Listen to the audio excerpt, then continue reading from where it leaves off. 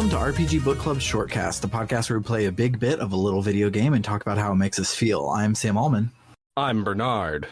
I'm Maddie Grace Webbin, and this time I think it's more like we play an itty-bitty bit and watch a lot. Yes, we watch a big bit of a little bit of a video game. So today we'll be finishing up Metal Gear Solid, our last Metal Gear Solid episode.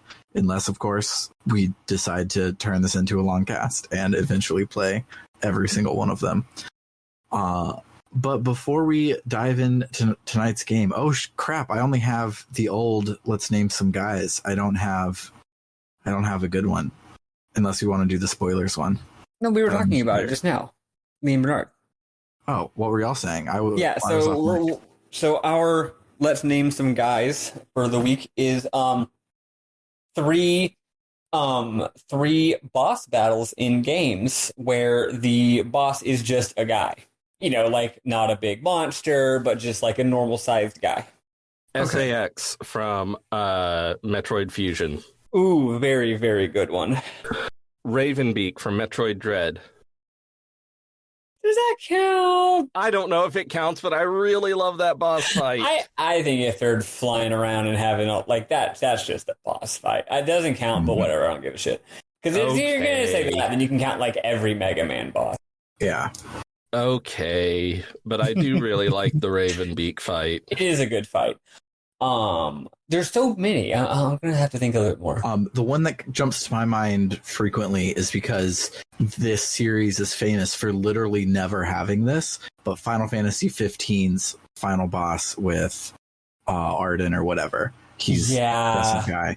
That's a very good one. He has some Ravenbeak shit where he's flying around and doing some shit, but Final Fantasy is famous for you get to your final boss that should be just some guy, and he turns into a big hideous monster thing, and that's the final boss. And they specifically don't do that in 15. I like how you called the ultimate villain of Final Fantasy 15 Arden or whoever, because I think that's how we think of him. Yeah. You know, Arden or whatever. I don't know. I've got two. One of them is cheating, but it's okay. The Metal Gear Solid franchise. As we're about to discuss, the Metal Gear series has a recurring motif of their final or second to final or whatever, usually final boss being just a guy. It started with Metal Gear 2 and continues into this game, though the best versions of it, MGS2's version of it is, I would say, better than MGS1's in every way. And MGS3's version is, there's two. There's the boss and also Volgin. Those are both like, what if it was just a guy bosses? And they're phenomenal. They're just outstanding. They're jaw-dropping fights. Absolutely. In the canon of greatest video game boss fights of all time. So yeah, and other game, MGS4 has one. A lot of the games have them. Oh, Death Stranding's version of this is up there, right? It's up there with the best of them. It's probably in the A or the S or A tier of Kojima game. Final boss is just a guy fights. So cool. That's one of my. I thought of probably one of the most famous and probably best ones, but Dark Link in the Water Temple. Zelda doesn't usually have just some guy fights, and the one that they have in Ocarina of Time is phenomenal. Here's my second one.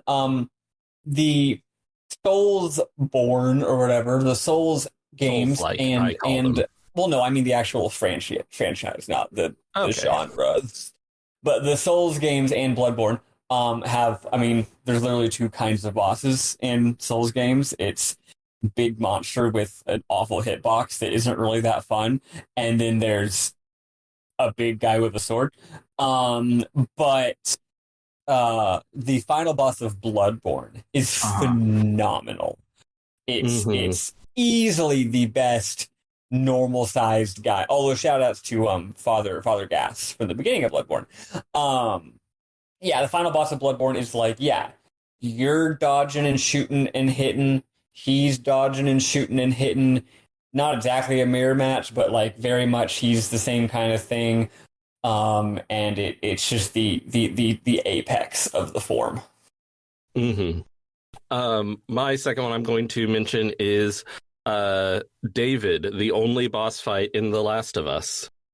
Oh, yeah. That's a really good one. I don't actually remember if it's particularly great, but it's definitely at least good. And the fact that it's the only actual boss fight in the game makes it what makes really it so stand good out. is its structural and conceptual weight. Although the fight itself is still quite good. I mean, it's a good fight. I mean, the whole game is impeccably crafted. Yeah. I mean, it's as good as any other wonderfully crafted set piece in the game. Yeah.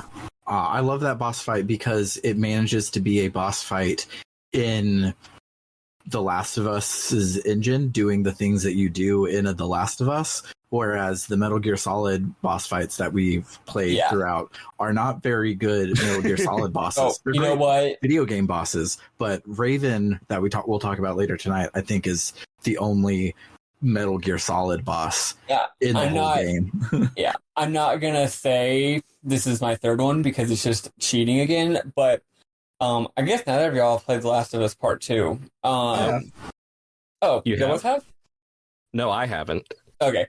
The Last of Us Part 2's final boss it's so good. I mean, I'll just spoil it. It's not that big of a spoiler. You know the game structure. It's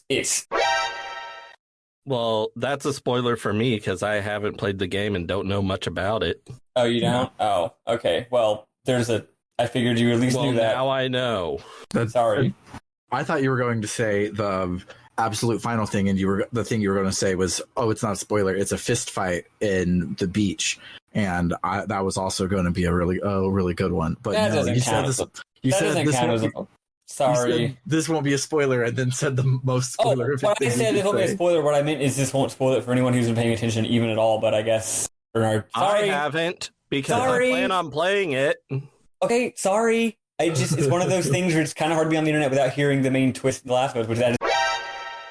I didn't know being on the internet until I started playing it. Sorry. Well, anyway, once you're literally a third of the way through the game, you know that this is how it's going to end. Okay. Yes. So I will say that it becomes very clear that you know where the story's going. Anyway, it's definitely a mirror match style boss fight, and it's stupendous. Mm-hmm. My third one feels passe to say this, but I'm going to say it. The gay-coded villain in The Legend of Zelda Skyward Sword.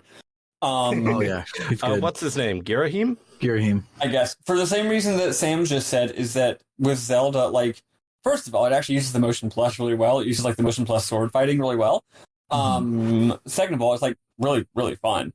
And third of all, it's just, like, in a lot of games, this is passe, but in Zelda, you don't get that. In Zelda, every boss is some big monster with 3D monster with a very contrived puzzle that you have to do because it's just kind of lame. And even in the old 2D games, they're usually like big room-sized things. And or even if it's just a guy, like there's all kinds of like hazards, like that one where there's like spikes everywhere and shit. The Girahim fight is literally you and him circle strafing each other with nothing else going on, no hazards or lava or anything, and and I think you do that fight like 3 times in the game. And the fact that you do that fight multiple times in the game and then it ends up being the literal final boss, they have a big monster, but that's the second to final boss, and it's like, no, they really commit on like, this is our fucking thing. It's fantastic. Yeah, I've only played the beginning of Skyward Sword, but I played enough to get to the first Girahim fight, and I was like, oh my gosh, motion controls are good, and I'm playing a Zelda game where the puzzle is get good at the game. Yeah, this hasn't happened since the 80s. Well, I will say, I think that probably blows my mind a lot more because I haven't played Dark Souls. Like the idea of playing a game that's kind of like a exploration RPG type game that just has stupendously good combat. Like, we're so used to Zelda games being shitty and the combat being lame and boring that it being pretty damn good is mind-blowing, whereas nowadays we're spoiled and we just expect that from any game. But yeah, at the time it was crazy. So I'm trying to rack my brain to think of a Sam Allman answer for my third one, and I can't, so I'm going to cop out. Is there a just a guy boss in Banjo-Kazooie? Unfortunately, the closest would be Klungo, but those boss fights suck. There would be a guy named Klungo. But yeah, so I don't think there's a very Sam Allman answer. Because Glove Shadow. The final boss of both Mega Man Legends games that I both played are just some guy, but then that some guy turns into a giant robot thing, and it's no longer just some guy, and the some guy parts aren't that great. So yeah, I think I'm just going to cop out and say Raven because I already mentioned it, but that boss fight tonight owned. I'll add one more since you didn't get to have yours, because I want to shout out this game.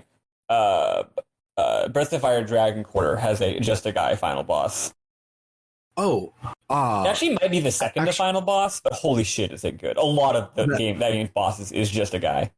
Yeah, that one did remind me of a great one. So, the whole time in Breath of Fire 4, you are like your whole party is available in battle, and the ones that are in the back lines have like support actions that they're doing, and you have your three ones. The whole thing is the power of friendship, and the actual point of everything is Ryu and the main antagonist, like there before the grace of God go I, and Ryu met all of his power of friendship along the way, and that's the difference in them. And then you get into the final boss room, and you have a 1v1 fight with the final boss, and he's just some guy, and you're just some guy, and it's like they do the Sephiroth thing, but Sephiroth is actually hard, and you do that first.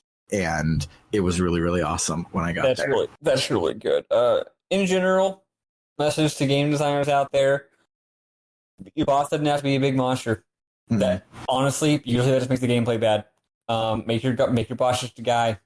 It's better dramatically. It's often better mechanically. Make your boss just a guy. In fact, if your boss can't be just a guy, I think this is pretty much a Tim Rogers idea, so I'm just stealing it from him. But like, if your boss, if you can't make a game where your boss is just a guy, your game probably isn't well designed enough.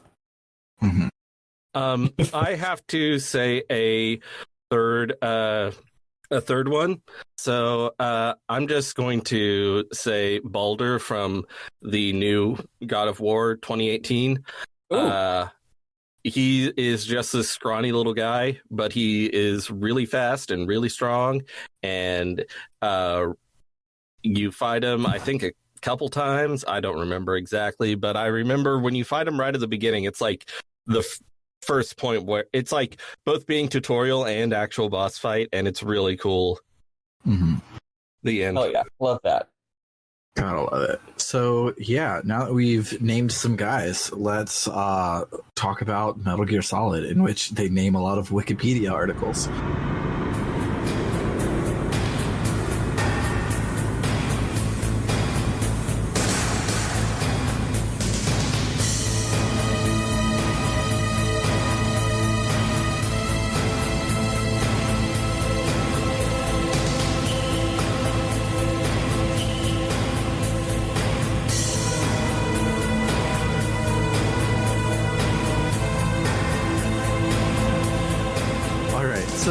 When we last bloomed love on the battlefield, we killed Otacon's girlfriend, and I figured out one of the many twists that we're about to talk about. So now we leave from the snowfield and head into the next area, which is the blast furnace, and it's super hot in there. And have a video game without a lava level. Yeah, not a lot happens while we're in there, but we do have a couple conversations with Campbell, who tells us that Metal Gear is right down this direction. We're entering the end zone of the game. There are 3 gameplay areas between now and the end of the game, and a third of the game left. So there are a lot of cutscenes coming up. As we're heading through the blast furnace, we get a codec call from Master Miller, who tells us that Naomi Hunter is not real. Her background about her grandfather in the FBI is some made-up bullshit because she's Japanese, and in the 50s, just after the war, why would America hire Japanese people at the time? Specifically, Edgar Hoover is a well-renowned racist, is what he says.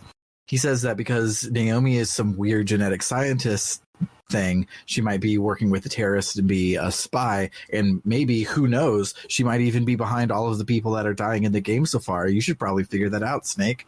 we enter into the next area, and it's now really, really cold instead of really, really hot. And so we have a really, really good boss fight with a problematic caricature of the Inuit people.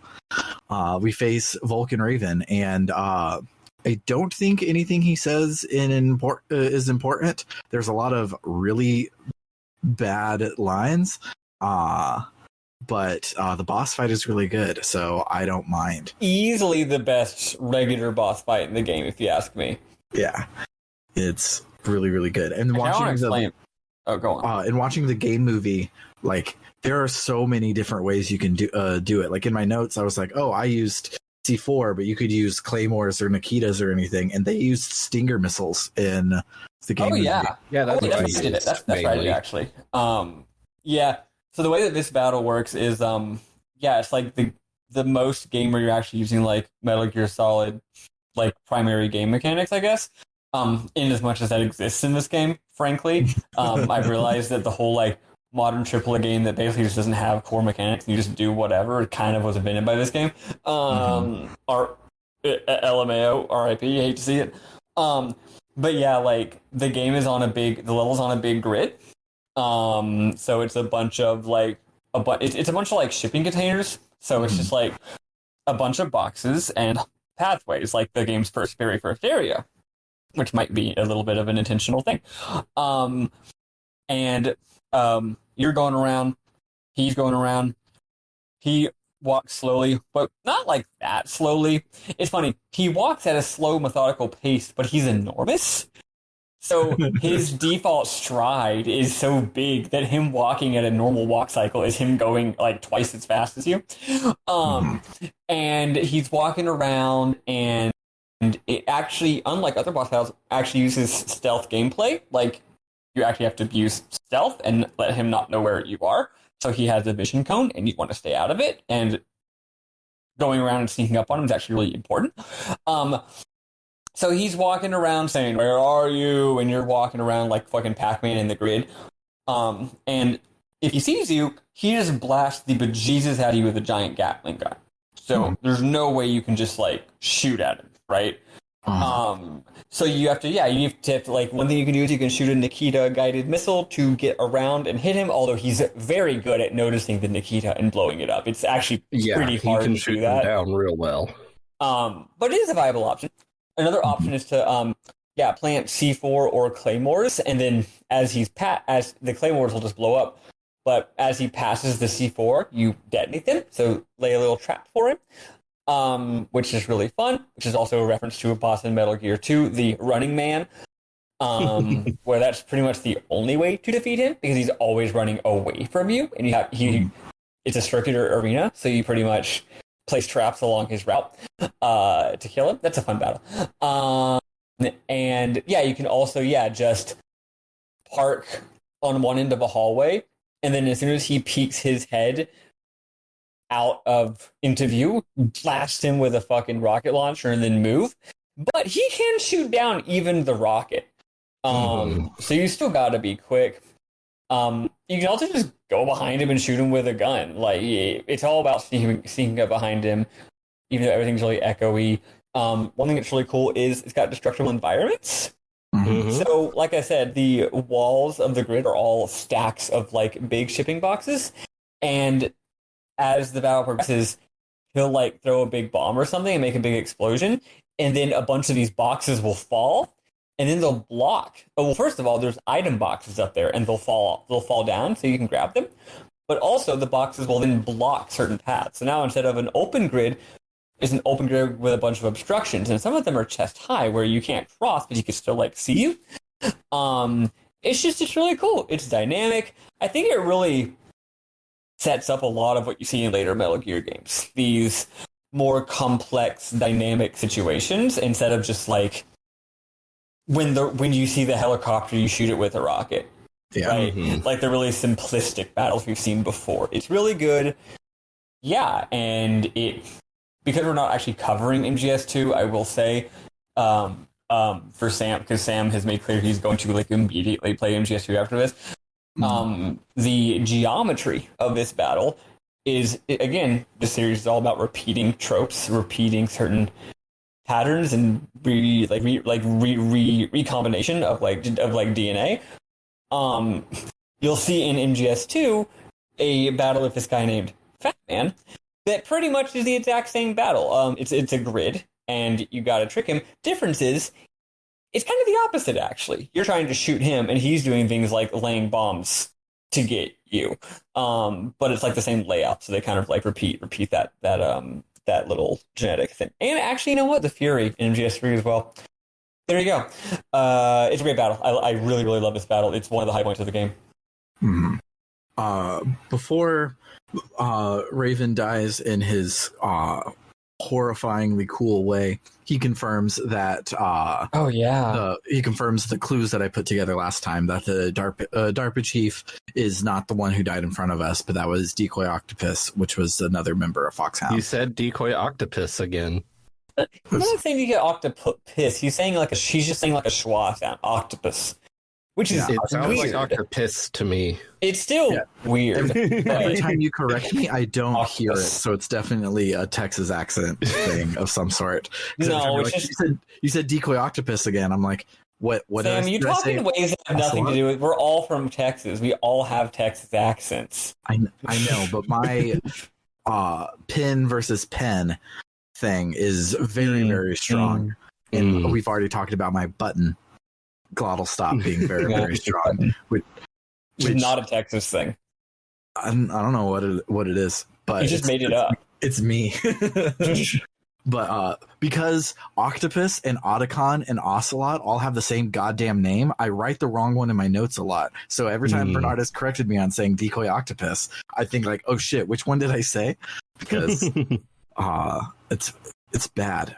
Me and Bernard were talking about this in DMs the other day, that Japanese games, because the writing system is different, they don't run into the problem that happens super often in English, where you don't want to name like 5 characters all with the same starting letter, because it's really easy to get it mixed up, but they're all different in Japanese. But it doesn't work here, because Octopus, Ocelot, and Otacon all have the same one. They're all the same thing. So I really wish you wouldn't have mentioned this octopus thing. Now I'm not going to be able to stop hearing it. I'm upset about it. Like, you're right, but I wasn't noticing. Yeah. Octopussy instead of Octopussy. Octopussy. Anywho, yeah. So he confirmed the twist that I had caught on earlier.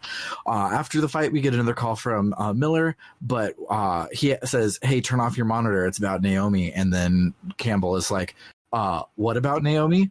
So we have to fill him in on what's going on. So Miller looked up Naomi, and the real Naomi Hunter has already passed away, and our Naomi must have taken her identity. Miller is like, "Campbell, you have to arrest her. She might be a spy for the terrorists, or even a secret third thing." Colonel Campbell says in ellipsis, and Miller is like, "What are you hiding? Does this have anything to do with the deaths of the DARPA chief and the arms tech president?"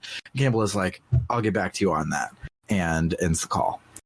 So we finally make it into the room with Metal Gear Rex, and it is 3 floors tall, including 3 loading zones, and we have to climb hella ladders to scale it, and it owns. I hope we don't have to fight that thing. So, fun thing about this is the final stealth level in the entire game, and there's one guy. It's a whopping one guy. Although that one guy is a real bastard. He is. When Snake enters, he calls, I think, Otacon, and he's like, "It's weird. There's no one here. No one at all." So I'm like, oh, okay, Otto got a stealth. And then you just are running along, and your radar is jammed, and that one guy gets you, and you're like, what the fuck, Snake? I trusted what you said. Yeah, so this area, it's a really big hangar, but for technical reasons, they couldn't, model going up a ladder as not being a separate location. So it's literally 3 different loading zones, and the first 2 are purely just there for dramatic reasons. Although the one on the bottom, you can get shot by surveillance camera and also get frozen to death by cold water. But the third one, literally has a single guy. But the thing is, it's a really thin metal walkway, and it's kind of hard to not get seen by him, IMO, and you can't even really use your cardboard box, because here's the thing, the cardboard box has a, I think, pretty cleverly nuanced usage in this game. It's not like a get-out-of-jail-free card. If a guy sees you, he'll be like, a cardboard box, and then he might kind of walk over there and be like, okay, it's just a box. But if you're, like, in their way, then they'll be like they have to walk that way, right? So they'll, like, get annoyed and, like, kick the box, and then, oh, it's actually a snake. And when they're all walking on tiny walkways, you can't really use the box effectively. I got caught by this guy, like, 3 times, even though it's, like, again, I cannot express this enough, it's just one guy. This is the game's final boss, and it's just a guy. Yes. Really, what the solution is just that he has a really long walk path, and you have to just arduously wait for him to walk all the way to the other end of the path, and then go to your goal. That's not really a way to cleverly slip by him. You just wait for him to go over there. You throw your anti-personnel grenade and you stun him and you walk by. Or that, yeah. Clock's a ticking. I ain't got time to wait. Yeah, there is also a way in this game, for the record, to get by any enemy while still being non-lethal by, like, you run up behind them and do, like, a 1-2 punch or something, or maybe you throw them. There's some way you can do a quick melee strike on someone while behind them and then run past them, and by the time they regain their senses, you're gone. Yeah. But I never quite got the hang of it. Every time I tried to do it, like, I didn't look it up. I just remembered there was some way to do this. Every time I tried, I would get caught. So, yeah. Otacon calls us and he says that Metal Gear is ready to launch, and we just need to use the keys to stop it. But we only have 1 key, and there's supposed to be 3, and we haven't found the rest. So we need to figure out what's going on there. So Otacon is trying to hack Baker's files, and he'll let us know what he finds. He does find that Metal Gear shoots nukes via railgun, which gets around both missile detection systems and also certain treaties. So they kind of have like a loophole to get out of it, and also can fuck a lot of shit up if they need to. And they haven't actually tested Metal Gear yet. They've just run simulations, and this was supposed to be an exercise to give them real world data, but the terrorists just put in a real nuke, so it'll be real. We make it to the top of Metal Gear, and we make it by that one guy who's the final boss, and we find Liquid and Ocelot talking about Metal Gear and their plans on where to target it. They say that they've input all of the key codes, and so they're prepared to launch. There's a lot of talk about the political fallout of why they're targeting where they're targeting, but it's not interesting to me. And if it's important, it's not important in Metal Gear Solid 1, so I'm going to skip it. They also say that they have they've added Big Boss's DNA and the vaccine for something called Fox Dye to their demands. Fox Dye. They Fox say that Dye. Fox Dye is whatever it is that killed Octopus and Baker, but Mantis must have been immune because of his gas mask, and Octopus and Baker died because they were old, and it affects older people first. There's some talk about how they'll be able to rule the world from this island because they have all these warheads and Metal Gear to shoot them, and so they should dub this island Outer Heaven, Big Boss's dream, which I'm sure means something. Okay, this isn't, quote, a lot of talk. This is extremely important. So the political shenanigans. I don't remember the exact details of it. I frankly probably should, because I did find it fascinating. The game actually has a lot harder of a political edge than I'd remembered it having, as I mentioned last time. But basically they talk about, it's all about this thing called the Start-2 Treaty, which is a real thing, by the way. Although this game is ironically far too optimistic about the Start-2 Treaty.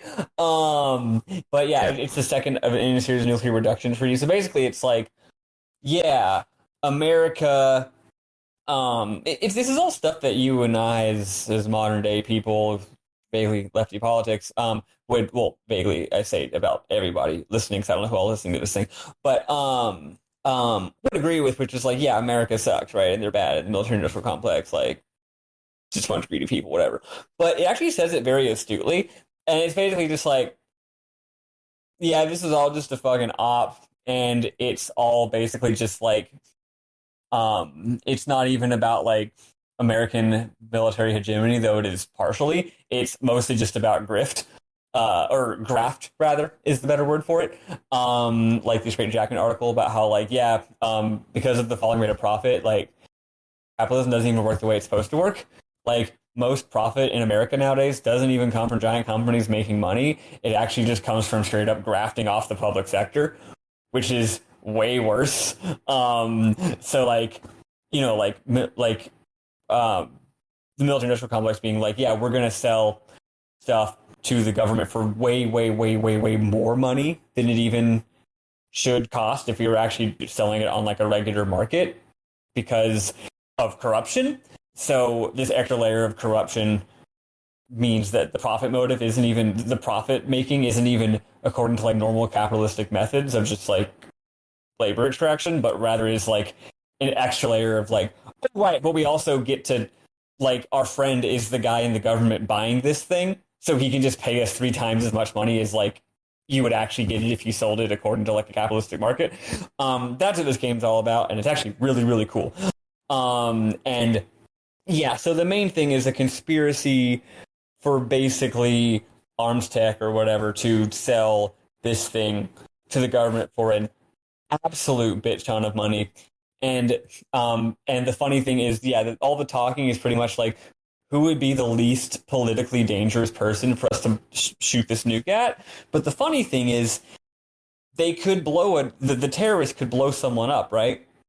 But they wouldn't know that America did it because it's a stealth missile. They're literally just shooting a rock into space with a railgun. They're not firing a ballistic missile, which leaves like a massive signature, right? It's like a giant glorified slingshot. So when this little rock, which I guess they use extremely complicated calculations to figure out where it'll land, probably not realistic. I mean, you got like wind and weather and shit, but whatever.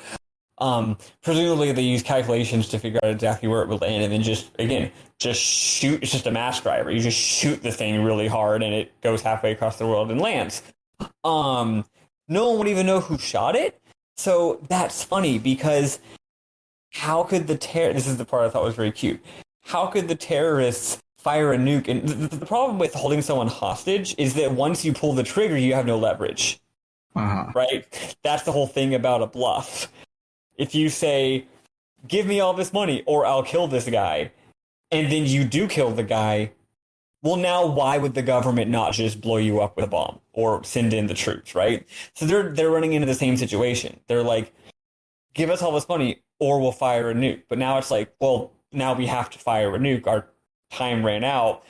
But literally anywhere we shoot, like, America would just like, if, you know, I don't remember the actual example, but it's like, oh, if we shoot it at this country, America could just say that this other country did it. And then we would basically just be giving them cover to go invade those guys or something like that. So then it's revealed that, and this is very important, the real goal all along wasn't any of that. The goal wasn't even the hostage situation. The goal, or the ransom, the goal was to actually demonstrate the weapon, sell all that information on the black market, and get lots of buyers. So then, you know, like Israel or something, or like some little, even like much smaller, like micro sect or something, rebel group would come, or just Israel, would come to these terrorists, the Foxhound, and be like, hey, we want to buy Metal Gear. That's what it's really about, is making a lot of money from these guys for wanting to buy Metal Gear. So to do that, the point is the goal actually is to fire it, which isn't what you think. Because when you say, give us all the money or else, what you want is the money, right? But now it's like, no, their goal was actually to fire the thing. But here's when it gets really tricky. Then it turns out that their real goal is not sell it to some rogue state or rebel group or whatever, or Saudi Arabia, because they saw how good it is. It's use that as a threat to jack up the price and then just sell it back to America anyway, which is hilarious and really good. But then that's what Ocelot thinks the whole plan has been all along. But then Liquid actually betrays Ocelot. This is very important. Liquid reveals his plan that only he knew this whole time, which is that he doesn't want to make $1 bazillion by selling the thing to Saudi Arabia or America, and does, in fact, want to start a rogue micronation state called Outer Heaven, which is exactly what Big Boss did in the previous 2 games. And it's this like highly ideological sort of take over the world thing, because we're the ones who have our hands on this nuke that can cause horrible havoc. So another very long-winded explanation, but it's actually really neat, and it's also very important to understand, again, that Ocelot and Liquid had different Did I say Otacon? Ocelot and Liquid had different motivations. The game doesn't explicitly say this, but I get the feeling that Liquid isn't really the boss. Like, I feel like Liquid and Ocelot very much were like co-directors of this whole operation. Like, you always see them talking to each other, conferring, right? And at this point, Liquid reveals that he had a secret extra card up his sleeve that was not in anyone else's playbook. Because everyone else is like, we want to get rich. Yeah. And he's like, no, I actually want to do this like personal pet project thingy of mine, right? But yeah, this whole thing just has a lot of really, really good edgy commentary that goes a lot beyond just the usual like, rich companies are bad, American imperialism is bad, which is like, yeah, duh. Yeah. After hearing you fully explain it, sticking to my guns, not interesting and doesn't seem to be very important. Okay. I understand why it's interesting to you and all of that stuff. I'm just not a big political guy. Which is not to say I don't believe in politics. I think politics is very important, but political like machinations as plot devices just I like big robots that blow shit up. So when Liquid is like, I actually want to blow shit up with my big robot, I'm like, got it. Cool. Now I'm paying attention. I think this is a medium amount of interesting. I think that it's literally the whole main theme of the whole series is Kojima's 90s American anarchist view of geopolitics, which is largely wrong, but also basically correct. Mm-hmm. So yeah, Ocelot asks Liquid if he's worried about anyone overriding the launch, and he's like, "No, the codes died with Baker and the Chief, and when we interrogated Snake, he didn't know shit about shit, and he didn't even have all 3 keys. So obviously, nothing bad will happen here." So Otacon calls Snake on the codec, and he tells us that we actually do have all of the keys.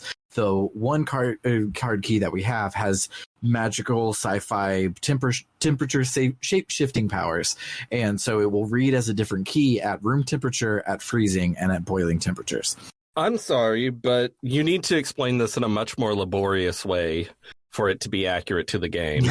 That's right. Oh, yeah.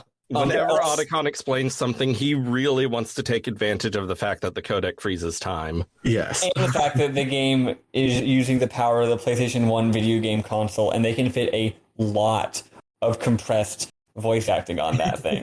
Mm-hmm.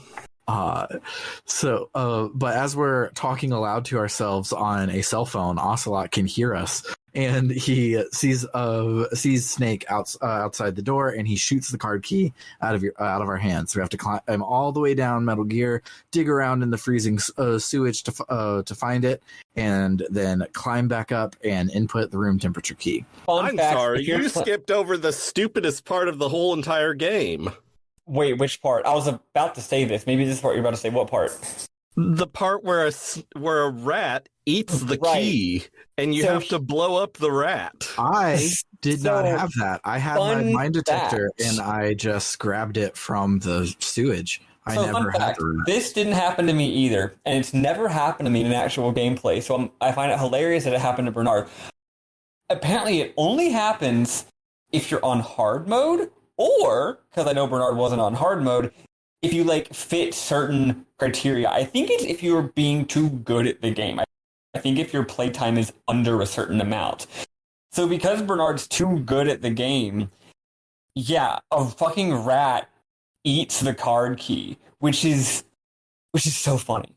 That's so I- stupid. I didn't know this happened until I was reading about it online 2 weeks ago. Because I've never had this happen. So probably the game thought I was a lot better than I was because I've been using save states instead of reloading. But yeah, I could not find this GD key. So I was calling everyone, and Master Miller was like, "That's it, Snake. A rat must have eaten it." "No, I'm right. There's no other possibility. Rats eat all sorts of things. There's nothing unusual about that." And I was like, "That's what?" So That's so stupid. So basically a rat comes out of a rat hole in the metal, and you have to leave a mine or C4 or whatever to blow it up so you can get the key out of its belly. That's so stupid. I'm glad I can't believe y'all didn't have to deal with this. Again, to this day, I played this game quite a number of times and have never had this happen. That's so silly. So when I posted those screenshots in the host chat where Miller talks about the rat eating something, you must have been confused. Yeah, I thought it was some like hidden codec thing that I had missed or something. Oh, if you have under 10 alerts, at least according to this person from Game I think used from 14 years ago. Oh. So yeah, it's like, well, what I like is, I know this game, this was at least a decade before a game started being like intentionally made with speedrunning in mind. Mm-hmm. But I love how, even though it's not doing it on purpose, it feels almost like a fuck you to anyone who's too good at the game. Nice. So yeah, now we climb back up and we input the room temperature key. We get a call from Miller about Naomi, and he asks us about Foxdie directly, which supposedly kills people with a heart attack as a targeted virus weapon, and he thinks that Naomi, being a geneticist, must have been involved with that. Miller brings up that Snake was injected with something by Naomi right before the mission started. Snake is like, "Good question. Let me call Campbell." So he calls and asks Campbell about it, and Campbell's like, "Oh, I've put her under arrest for sending coded messages to Shadow Moses Island." And Miller is like, "So that must mean that the vaccine is around somewhere, right?" And Snake is like, "I don't know. I'm here to kill terrorists and stop nuclear apocalypses, not worry about sciencey shit." And he ends the call. So we climb back down Metal Gear, and we go into the freezing room where we fought Raven, wait for the key to freeze, and then we climb back up Metal Gear and input the freezing key.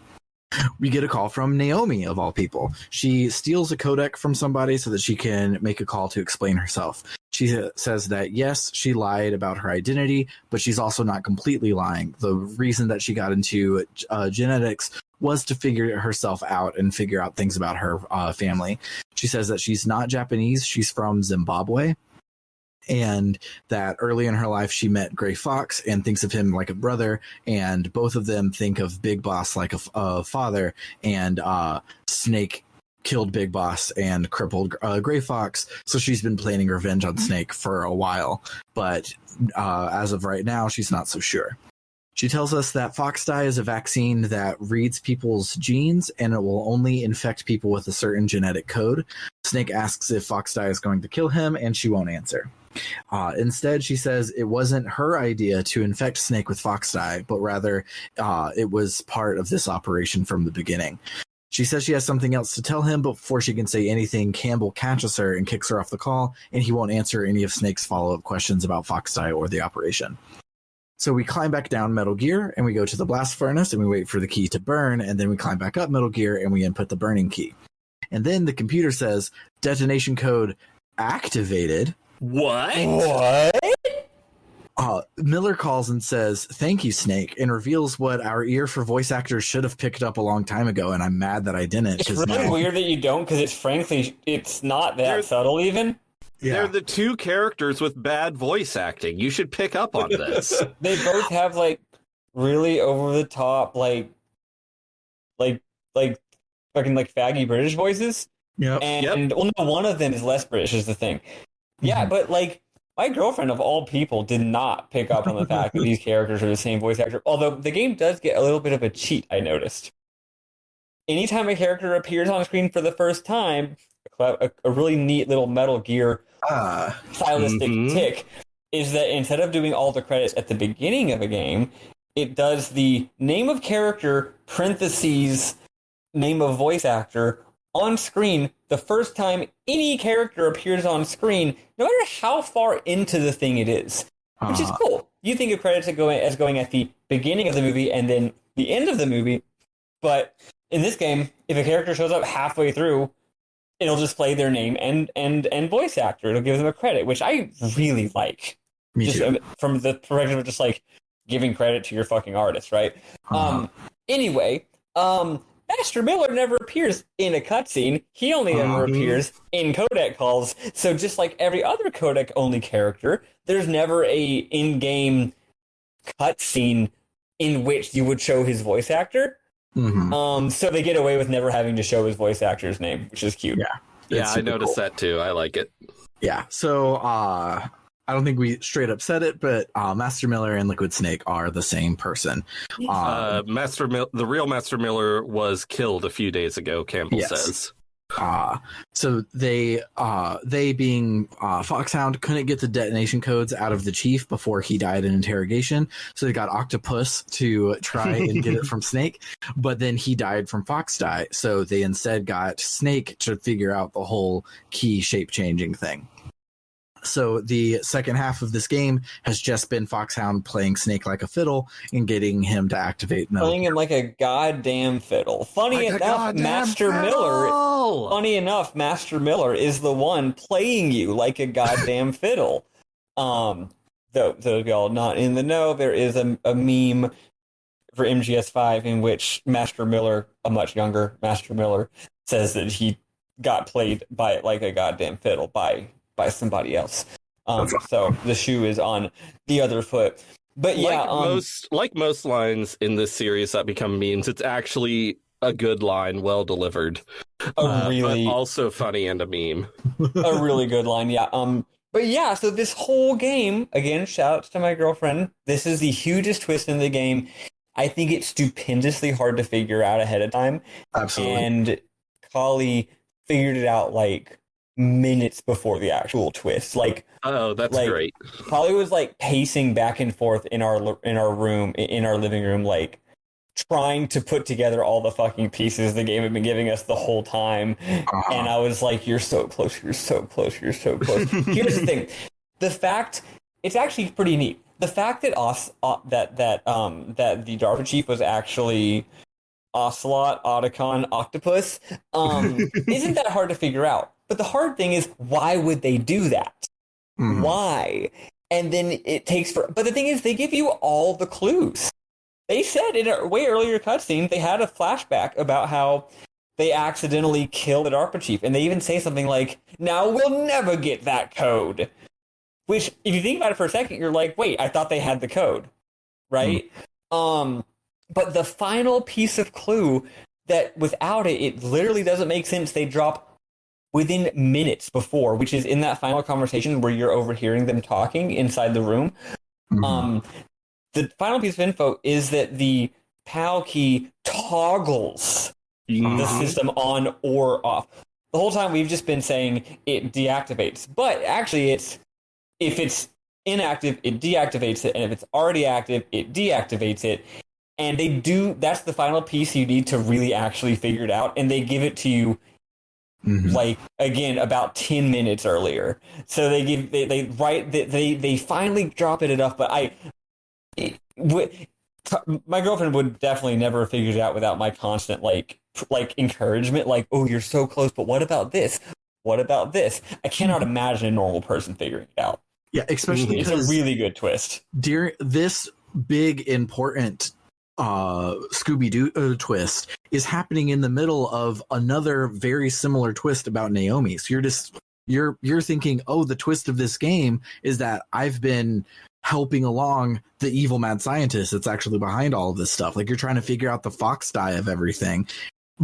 So all of the plot right now is you trying to figure out a whole separate other twist you're not paying attention to the fact that Miller has changed his tune suddenly and is calling you a lot more on the codec than he was before, and is asking a lot of leading questions about things and trying to figure out. He's doing what set us off as something weird about the DARPA chief, but we don't notice because the thing he's asking us about is a very actual, real weird thing about Naomi, and it pulls the rug out from under you, and it's Maybe the reason Otacon explains things in such laborious detail is that by the time he's talking about it, toggles it on or off. You're like, yeah, get to the point, whatever. It's not like, oh, he just dropped a really big important piece of information, I better think about what that means.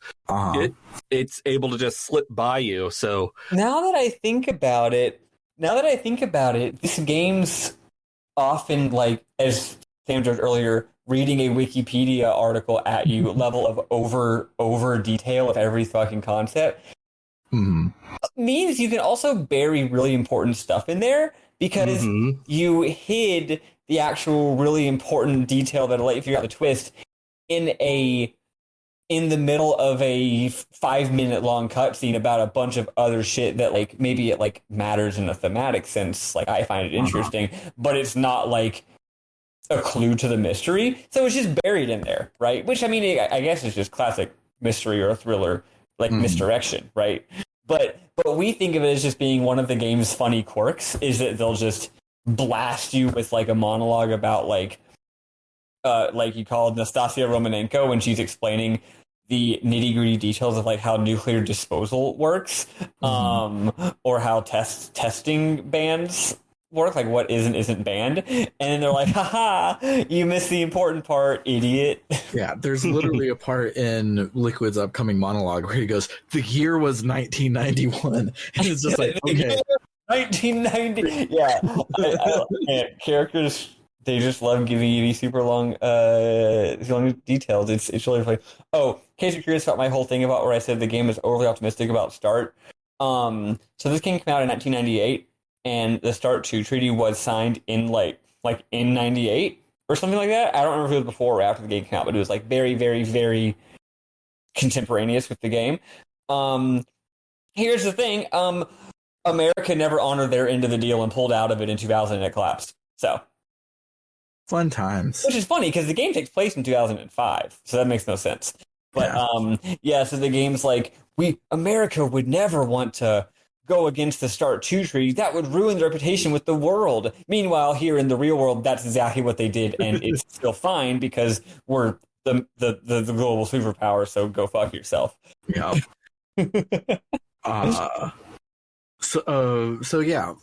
Snake has been getting played like a fiddle, so Liquid remotely locks the room that Snake is in and tries to gas him to death. But Otacon has, using his newly found hacker powers, and he hacks the security and lets us out. When we get out, Liquid runs off, so we chase him, and then Liquid tells us that Snake was injected with fox dye, and to bring it aboard the island to then infect everyone here. But Naomi made some secret adjustment to fox dye's programming before injecting Snake, but they couldn't figure out what she changed. But since Snake seems unaffected by it, Liquid isn't worried because he and Snake have the exact same genes because they're twins. What? He then goes on to say that Liquid has all of the recessive genes and Snake has all the dominant ones, so I guess they don't actually have the same genes. And also, they don't understand that's not how genes work. But also, I think it's such common knowledge at this point that it's important to know that until this exact line, we do not know that the main character of this game, Solid Snake, is a clone. Yeah. So it's... I'm getting a little ahead, but I put all of this together because it's very dumb and I want to get it out of the way. But Snake and Liquid were 2 out of 8 babies. They were octuplets, and they went in and purposely aborted the other 6 so that the twins would get all of the nutrients that the mother was creating for 8 babies delivered to just 2. So they got baby method. 3 kids worth of extra junk for each of them, and then on top of that, they genetically modified the twins to make Snake have all the good shit and Liquid have all the bad shit. Liquid says that even though Liquid is the crappy recessive brother, he was Big Boss's favorite, so he's going to kill Snake for killing Big Boss. And he hops into Metal Gear, and we have a big Metal Gear Rex boss fight. He says other things. You missed a couple very important things. His actual character motivation. Yeah, he's like, I love Big Boss. I hate Big Boss. No, I don't know what my motivation is. He never says he loves Big Boss. I know. Solid Snake explicitly says, "Oh, is this why you're making Outer Heaven some sort of twisted love for Big Boss?" And Liquid explicitly says, "No, I hate my shitty dad," because shitty dad is the main theme of the entire series. I hate my shitty dad. That's why I'm going to accomplish the dream that he never could to prove that I'm better than him. That's very, very literally his motivation. And I think that that's very important. And also, two things. One, shitty dads, important theme of the series. Two, theme of this game specifically, the idea that you have this... The genetic stuff is all dumb when it's taken as science, but when it's taken as metaphor, it's great. Genes are destiny, and the idea is a lot of the characters in this game are trying to rebel against their destiny, but Liquid isn't rebelling against his destiny. His way of dealing with his cursed fate is to lean into it and seize hold of it. And he's saying, like, he's... Actually, it's like Aufheben, sublation. It's actually a Hegelian / Marx term, but the idea that you don't go against something or go with it, you surpass it. You rise to another level of it. Yeah, he says he wants to go beyond. Yeah, so he's not being chained to his fate and controlled by his fate. But he's also not rebelling against his fate, because guess what? Rebelling against your fate is just negation, which means you're still being controlled by your fate. Because if you tell your mom, you don't tell me what to do, and then do the exact opposite, that means that what you're doing is still controlled by what your parents told you to do. So he's negating the negation by saying, no, I'm actually going to do exactly what you told me, but on my own terms, and supersede my destiny is what he's saying here. So, and then you shoot him in the face and he dies. So, you know. Yeah. Well, you shoot him in the face, then he dies. Then you shoot him in the face, then he dies. Then you shoot him in the face, and he dies. Then he dies for unrelated reasons. Yes. So, and then he's an arm. I'm not going to explain more of that. So in the big Metal Gear Rex boss fight, Otacon calls us and tells us that we have to use Stinger missiles to blow up its sensors, so that Liquid will have to open the cockpit and look manually, and so then once the cockpit's open, we can then shoot Liquid directly. The boss fight is really hard if you try to do it as a boss, but if you do it as a cheesy big giant thing that you can stand behind and it can't see you because it's really big, it's trivial, which I think is kind of cool, because I was engaging with it like a Mega Man boss fight because I had just binged 2 Mega Man games, and you can't do that. Missiles are designed to blow up big. How can you shoot the cockpit if you're behind it, though? It hangs down like a ding-a-ling, and you can just shoot it. So here's how. I was fighting it from the front, and hold on, we haven't destroyed the radome yet. That's what I use sensors, because I think the radome is a stupid word. I talked about it. I said but there's an important. Okay, but there's an important cutscene in between the part where you shoot the radome and the part where you shoot the cockpit. I haven't gotten to that part yet. Okay, but you can't shoot its cockpit from behind until phase 2 of the fight. Does Metal Gear actually have different attacks between the two phases of the fight? No, except... Then what I'm about to say doesn't... It works mechanically they're very different. Anyway, whatever. Yeah. Anyway, I was fighting it from the front, and I found that if I just ran towards it when it shot missiles, I could avoid them, and then if I ran away, I could shoot the radome or the thing, but the timing was very hard. Yeah. Mm-hmm. Anyway, you can't shoot it from behind if it's the radome. You just can't. You can, because I did it. You just aim over there, and it'll do it. You just hide under its legs, and then you walk behind it, and then you shoot the radome to the side of it. I think you're missing, maybe. I think you're mixing up phases 1 and 2. That's okay. But the important part that I wanted to mention is, I actually agree with Sam that those missiles are really hard. Bernard said he ran towards it to avoid the missiles. I thought that was true, but then I would try it and it would work, and then I would try it again and it wouldn't work. It only works if you're a certain distance away from him to start. Right. So the thing is, if you think they do attack X and therefore you do Y, you're wrong. It's all about spacing. Mm-hmm. The important thing isn't react correctly to the missiles, it's be the correct distance from him when he does the missiles. If you're too far, the arc of them is going to be such a shallow arc that you just can't fucking do it. If you're close, they have a high arc and you can avoid them easily. And if you're more close, he doesn't use the missiles. So it's one of those bosses where what attacks he uses is based on where you are. So manipulating his AI into using the attacks that are easier to dodge is how you beat him. And it's but the two phases are very different because it's something that it's something I was going to talk about in my min-moms, but I guess I'll mention it later. But yeah, the second phase is unique in a very special way that I'll say something about later. I couldn't really remember the differences between the phases because I did phase 1 and did a save state so that I wouldn't have to fight phase 1 again because I'm pretty sure you have to. And then I tried fighting phase 2 a bunch of times, kept getting owned, turned off the game, slept, then went back to it. That would explain. Yeah, for me, I didn't use save states, so I had to fight both phases multiple times. Fun fact, second phase, actually a lot easier, but there's kind of a trick to it. Whereas the first phase is just kind of hard. Like Also, period, the second phase, I was out of rations. Yeah, that's the other thing, is you got to do really... It's one of those, like any real old school game, modern games are too nice to you, so they don't really make you do this.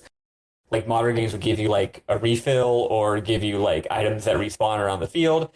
This game is like, no, like, you can't just beat phase 1. You got to beat it real good. Because if you don't beat it real good, you're not going to get through phase 2. Yeah. And I respect that old school design sensibility. Yeah, so after we get the first health bar down, the sensors that were blowing up still aren't dead yet. So we get some help from Gray Fox, the ninja, who confirms that he's been Deep Throat and been helping us the whole time. Gray Fox does a bunch of acrobatic fucking pirouettes off the handle and fights Metal Gear 1v1, and it's really fucking cool. Somehow in the middle of this, they find a moment to have a really long conversation and without getting blown up. And they talk about Naomi, and Fox says that he hasn't been able to face her because he's the one that killed her parents. So he asks Snake as a final request to tell Naomi about that, and he flips away and destroys the sensors for us. But when he does, Metal Gear pins him against the wall and cuts off his arm. And so Liquid opens the cockpit and is like, "Oh, you can shoot me now if you want to, but it will blow up. It'll blow up Fox, so you can't do it." And sure enough, if you press the shoot button, Snake says, "I can't do it. Can't do it." It's no. He has only 2 lines, and he alternates. One of them is just I can't do it, and I think the other one is it's no use. I think it's longer. I think it's like it's no use.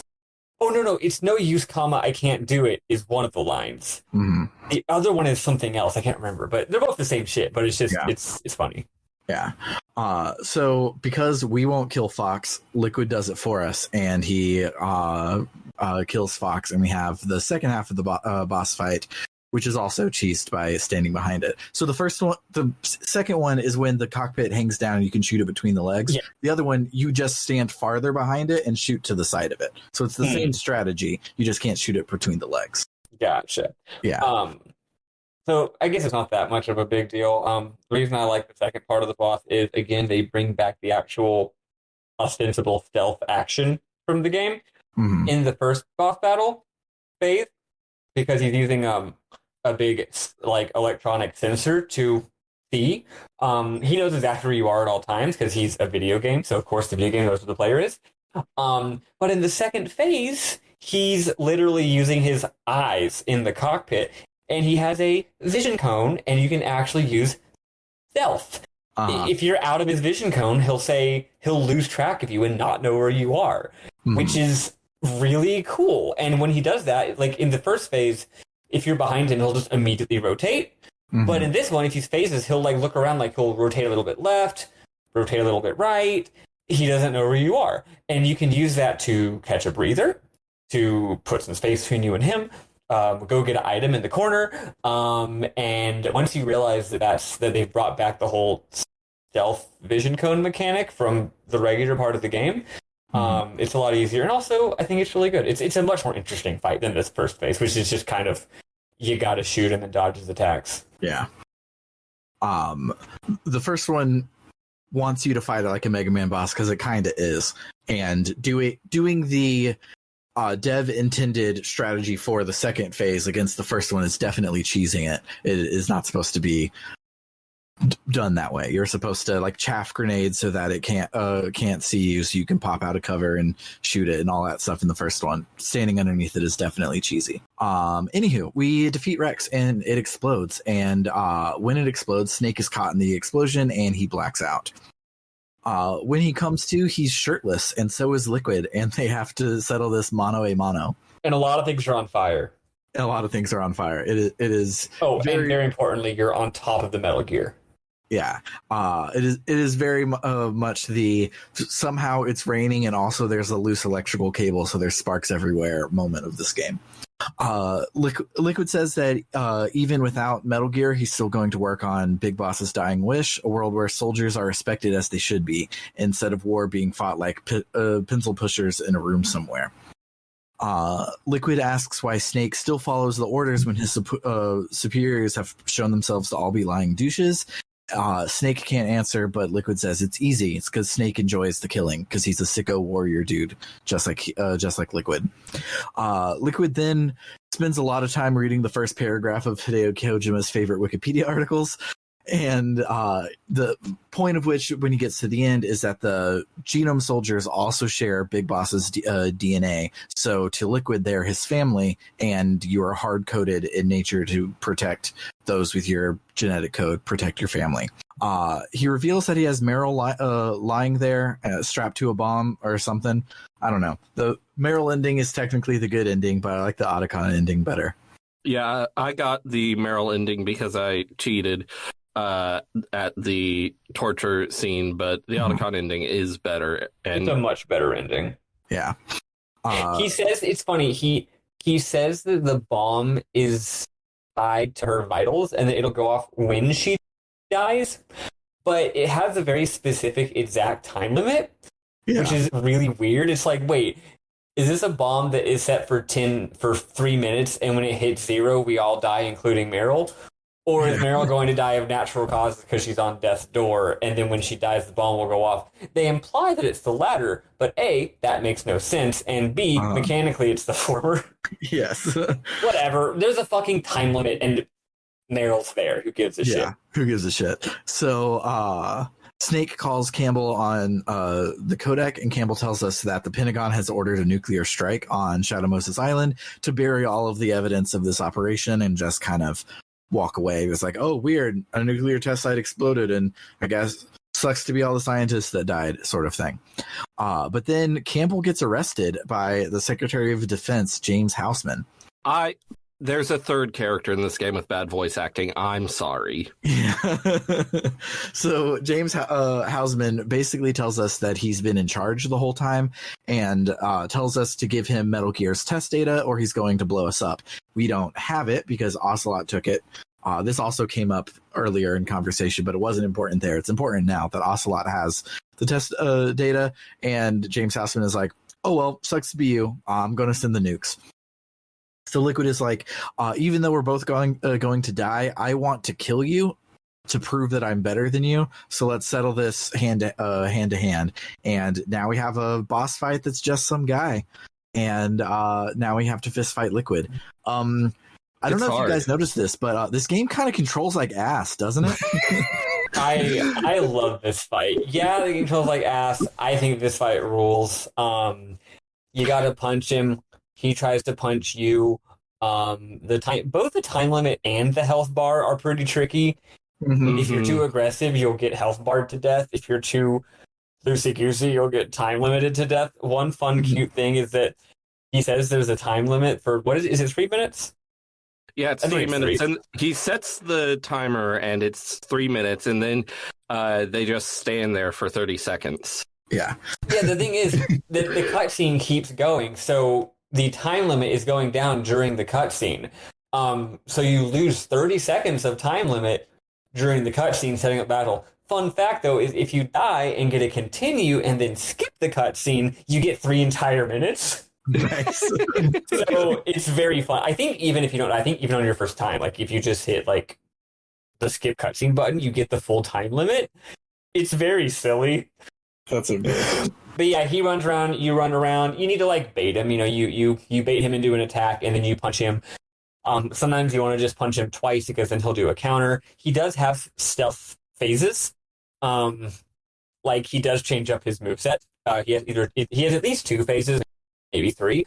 The third phase he starts doing this really powerful like long lunge at you.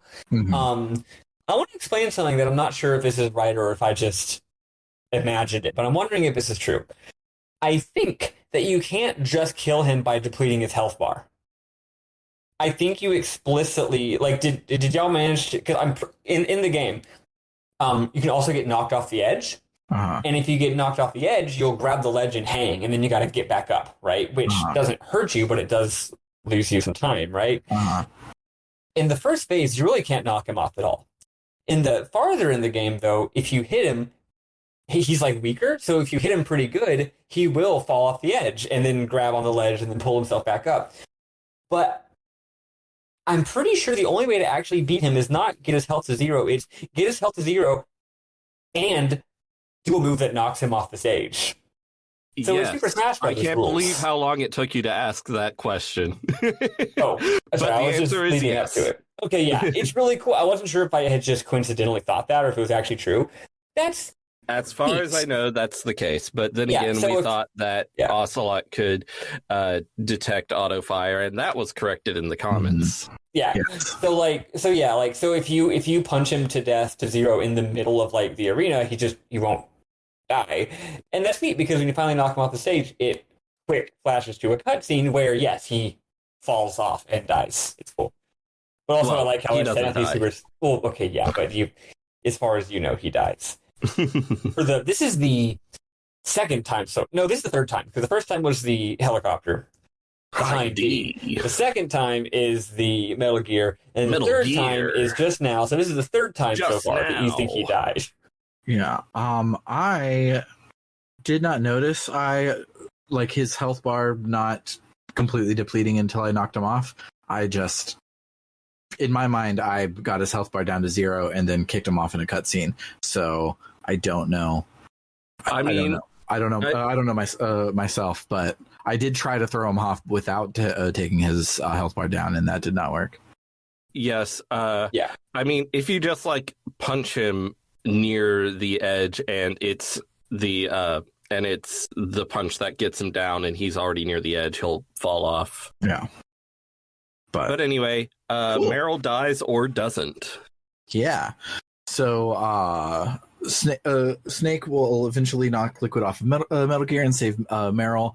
Snake and Meryl have a heart-to-heart about how much they love each other, despite how long the script went out of its way to say that both these characters are asexual. And also, they've known each other very briefly and have had like 4 conversations. Mm-hmm. But the base is definitely going to be nuked, so we got to get out of there. And they definitely had like a mentor-apprentice mentee relationship, not a romantic one. Mm-hmm. They have 0 chemistry. I actually think they do have chemistry, but not romantic chemistry. Mm-hmm. Mm-hmm. Yeah, I never really bought the love story aspect of this, and I mean, that's part of the reason why the Otacon ending is better, because the Snake and Otacon being bros works really well, better, and these two being lovebirds feels does like not. they pulled out of their ass at the end because like that's what you do at the end of an 80s action thriller is the guy has to get the girl at the end, but the rest of the game had 0 interest in doing that, which is cool. It makes it unique. It's dumb. But Otacon calls us on the codec and says that he's going to do some hacking to help us escape, but he'll stay behind and get nuked so that we don't have to. We run with Meryl to the back of the hangar where there are jeeps are that we can ride to safety. This game breaks its own rules, and it has downsides aiming for the first time in a bespoke minigame in which you can't use your codec to ask what the fuck you're supposed to do. So I definitely died to this because there's one phase of Liquid that the default height doesn't hit him in the head. So I was like, what the fuck do I do? And he just killed me. Yeah, they don't tell you. Like, if you just normally shoot, it's like third person and you shoot, and it's really hard to aim good. But if you hit the first person view button, the triangle button, you can actually aim while shooting, which again is a pretty common thing for video games nowadays, but is not a mechanic in this game. But it does make it way easier. So, pro tip, you can shoot in first person in this part of the game. Yeah. Halfway through the escape sequence, Liquid shows that he isn't dead yet, and he's in a jeep trying to stop us. After we get his health bar down, he pulls out in front of us, and we swerve to miss him, and both jeeps crash. And he surely dies in the crash. He's definitely dead. Yeah, Meryl is like, "Are you okay?" And Snake looks up and is like, "Liquid is dead." he says that, and it's so weird. I'm like, how do you know? And at this point, why would you assume? So Snake and Meryl are pinned underneath their jeep, and sure enough, Liquid isn't actually dead. He walks over with a gun. It's not over yet. Is that when he says this? No, he says that when he drives up in the jeep. Well, whatever. It's a good line. Yeah, it is. Yeah. So he comes over with a gun to shoot us dead, and there's nothing we can do to stop him. But then he drops to the ground in a heart attack because Fox Die has taken him. Well, more importantly, he drops to the ground and then dramatically raises up his hand and goes, "Fox!" And then Snake says, "Die!" Yeah, it's really corny. It rules. And he's actually definitely dead for real this time. I'm not being ironic. He is actually dead. Is he going to come back later? Yes, but not for normal reasons. But he is dead. He is actually dead. His coming back later doesn't make him not dead right now. Yes. Snake and actually, if you play MGS5, and we'll stop there. Yes, that's right. Snake is like, okay, well, if he died and we're clones, that means I'm about to die. And Meryl is like, don't think about it. Don't speak it into existence. They both look up and realize that they haven't been nuked.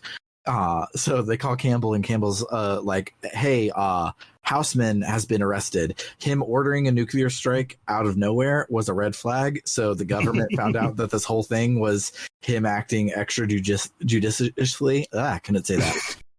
And so that pisciously. And so arresting Houseman is a lot easier of a way to handle this than nuking Alaska. So Snake is like, so about this Fox Die, what's going to happen? And Campbell is like, Meryl won't die. You don't have to worry about it. And Snake was like, but what about me? And he's like, I'll let Naomi handle that one. So we talked to Naomi doesn't handle it. She does not. She very pointedly does not. This is one of my favorite parts of the game, even though it's also infuriating. He's like, Naomi, I have a very simple answer. Like, we all know you wanted revenge on me and you wanted to kill me. We also know that, as far as we know, your orders were not to make Fox Die kill me. I was just a vector. But also, and I cannot express this enough, you definitely hated me, wanted revenge on me, and wanted to kill me. So, did you program Fox Die with my DNA to make me dead? There's really no way besides saying yes or no to this question. It's not one of those things you can finesse. And she's like, Snake, the important thing is that you just live, laugh, love. Okay?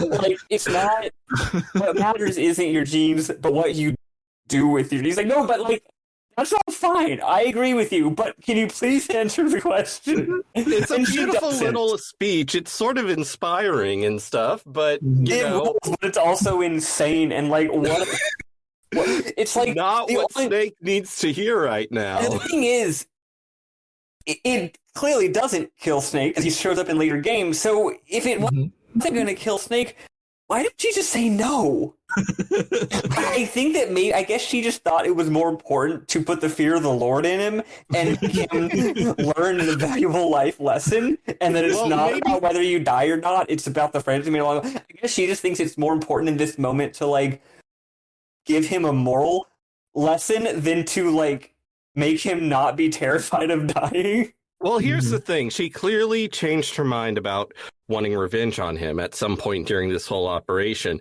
However, maybe she still injected him.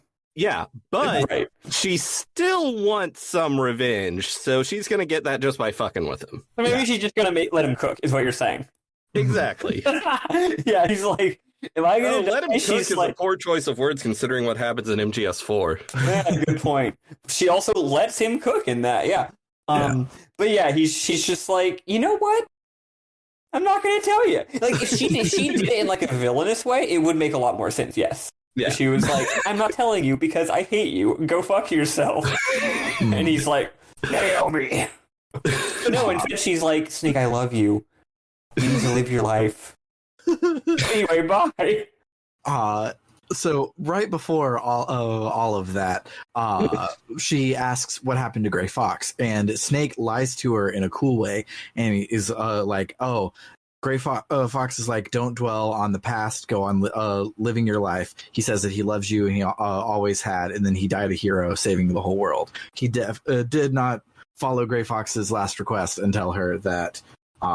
Wait, maybe she knows that you're lying. Maybe she independently found out the truth that he killed her parents, and because you lied to her, that's why she won't tell you. 30 seconds later, she decides, you know what, fuck this guy, actually. Yeah, because she was sending coded messages to the island, and that plot point was never brought up again. Yeah. So maybe she was. Okay, I actually find, I know I've already joked about this 20 times, but I found my favorite way to characterize her response. He's like, please tell me if you inject me with Fox dye or not. And she goes, no, heart.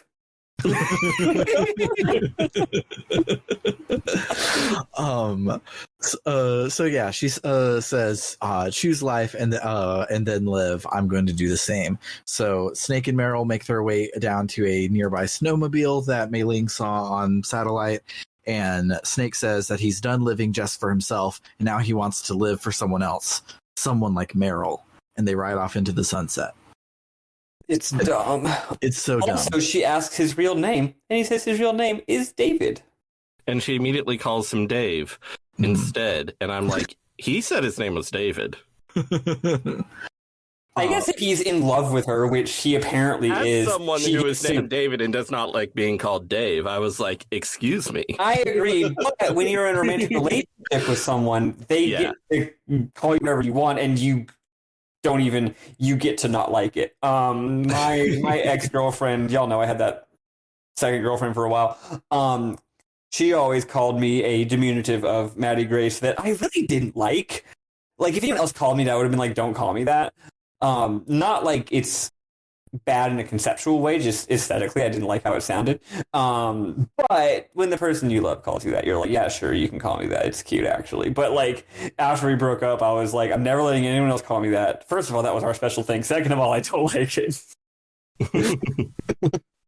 But anyway, in an alternate timeline, are we going to cover the alternate timeline? It's pretty much the same. Yeah, I did not play it, and it's not in the. It's exactly the same. It's almost the same, except for the dialogue's all completely different, but it's the same basic vibe, except that Snake and Otacon are best buds. I think Meryl's just never mentioned again.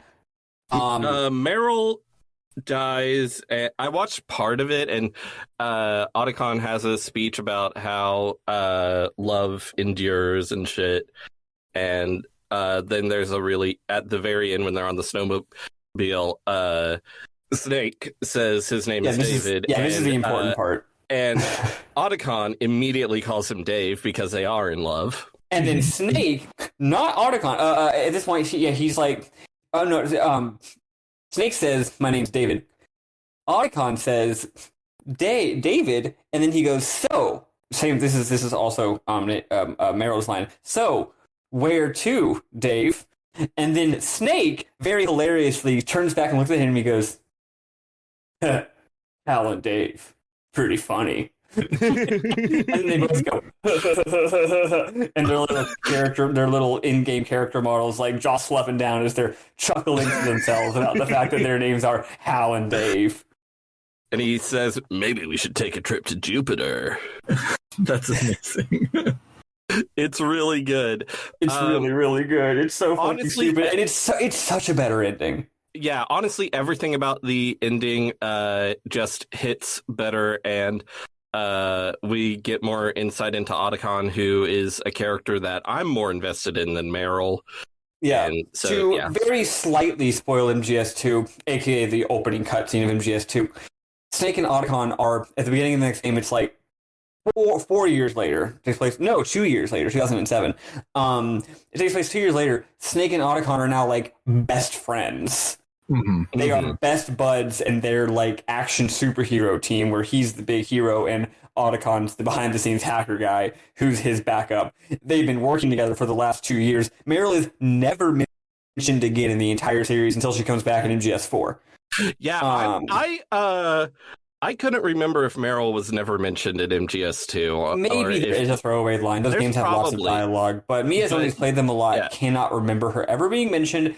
And in MGS4, it also implies that after MGS1, they I don't know, maybe they dated for 5 seconds and then it immediately went sour because I don't know, Snake's an asshole or something. They don't explain it, but we do know that things didn't go very well, and Meryl is mad at him, I guess, for dishing him for his boyfriend Hal.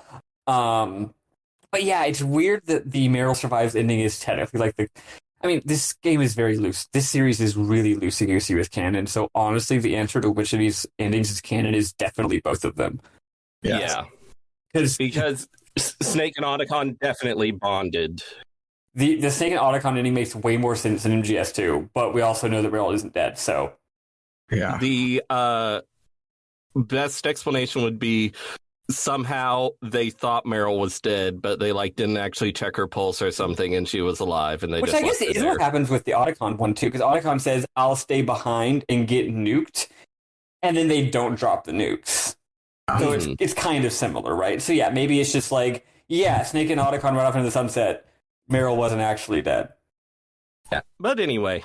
So then you wait through all of the cutscenes and all of the credits, and then at the end of the credits, you hear a phone call with Ocelot. You hear one end of the call, so Ocelot will say a line, and then there will be silence because presumably the other person on the other end of the phone is saying something. That it's doing that trope where he's like, "That's right, da da da da da da."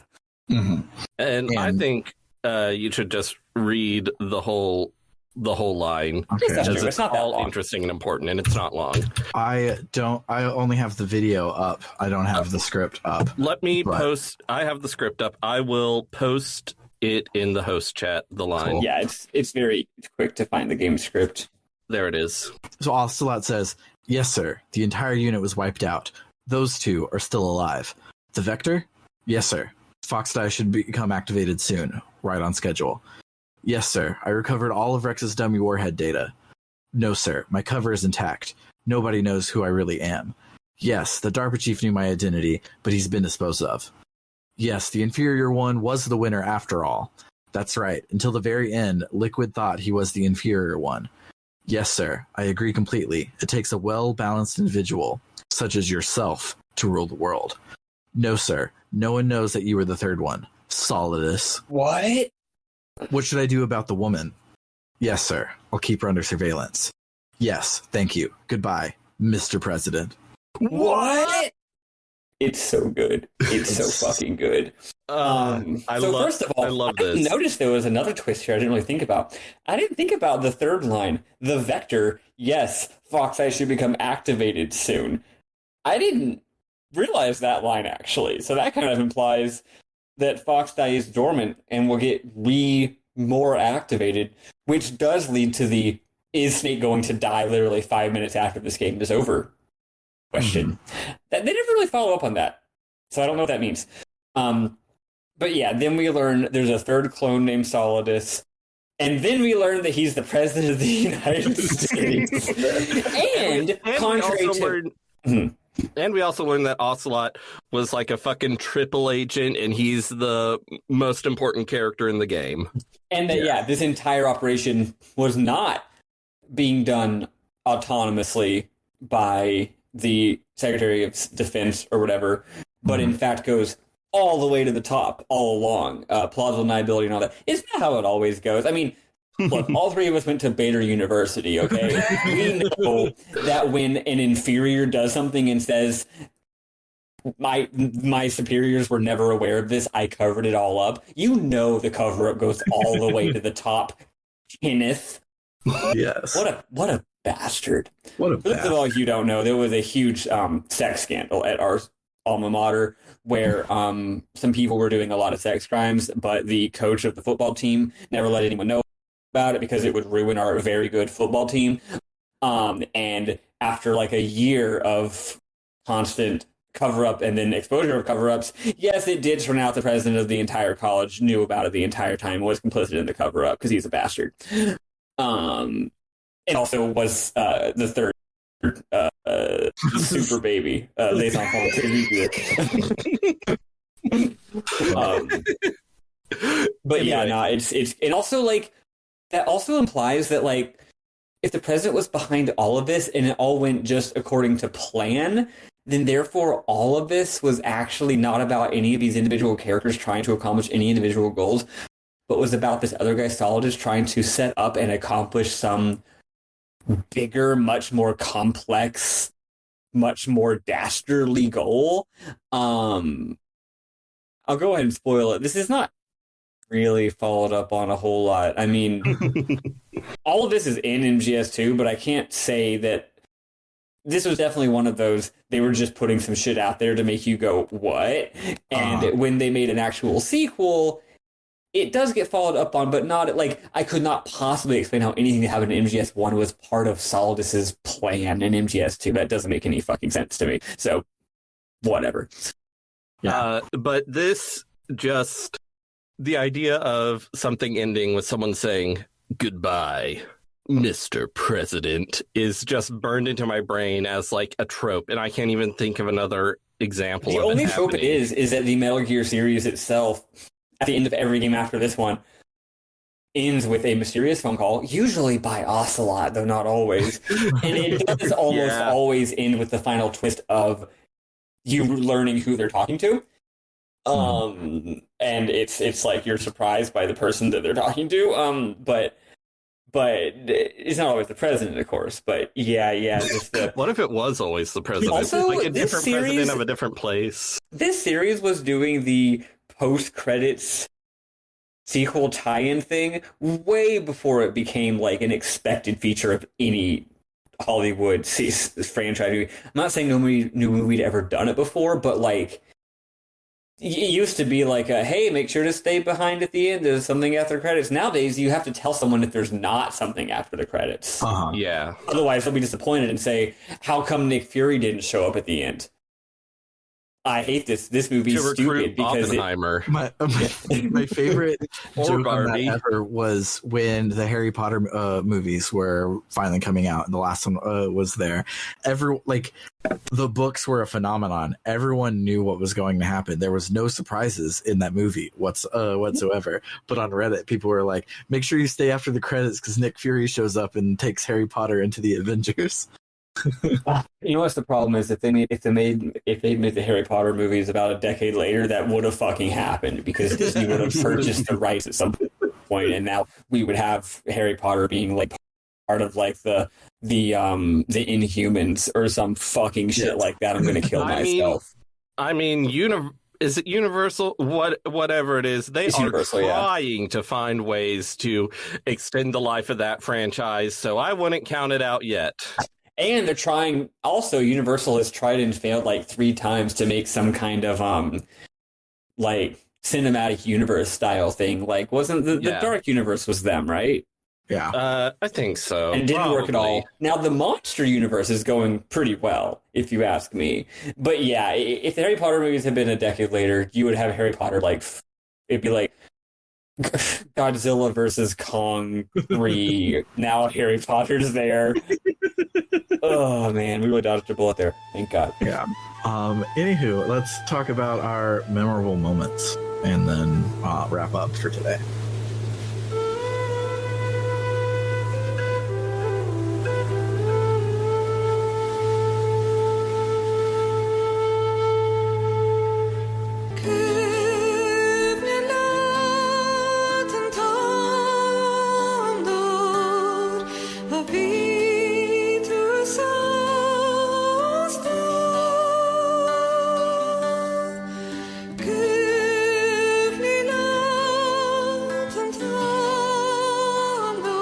I've just got just a couple. One, you mentioned that we all talked about how much we liked the Vulcan Raven fight. I gotta say, the build up to the Vulcan Raven fight was really, really good. Mm-hmm. This game has 2 giant freight elevators. I've always been a big fan of freight elevators as a dramatic element, because it's like, what if a normal elevator, but it moved really slow, and instead of being an enclosing that moves down, it's moving diagonally, and usually there's open space. So you get this, I don't know, it's just good drama. It's like a train, but slow, right? Like Metal Gear Solid Portable Ops has a boss battle on a freight elevator, but you have to go down these 2 freight elevators at one point, and then at least once come up both of them as well. Mm-hmm.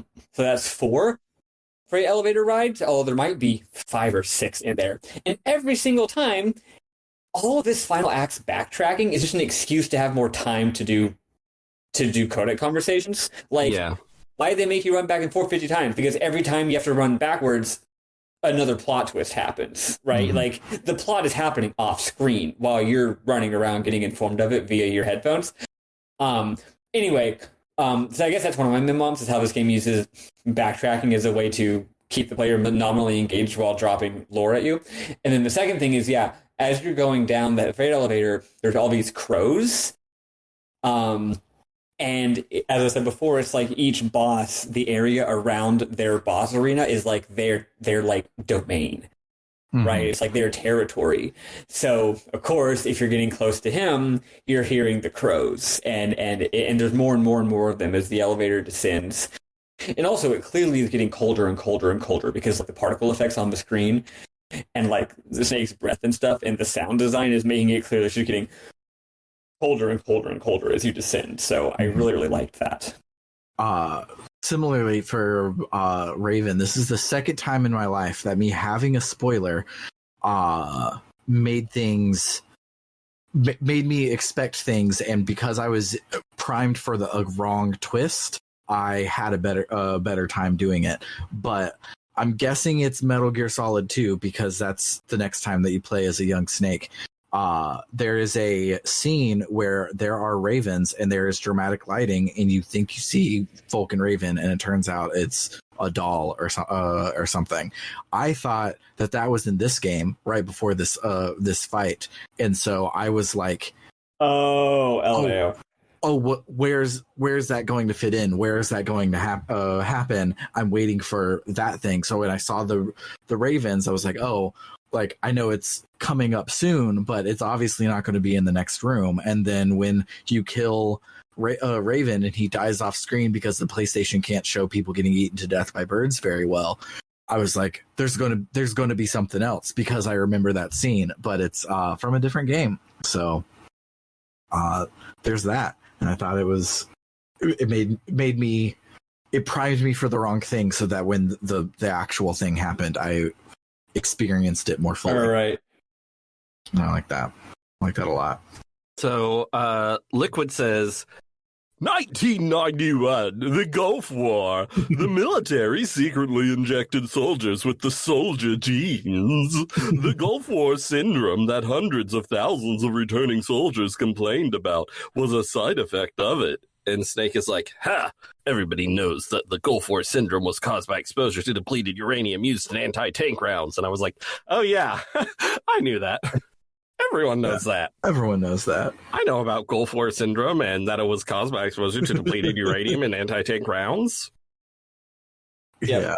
Probably more people who weren't born in 1991 know that. Yeah. Yeah. This game is just so much more a product of its time geopolitically than I remembered it all. Like, there's so much end of history in this game.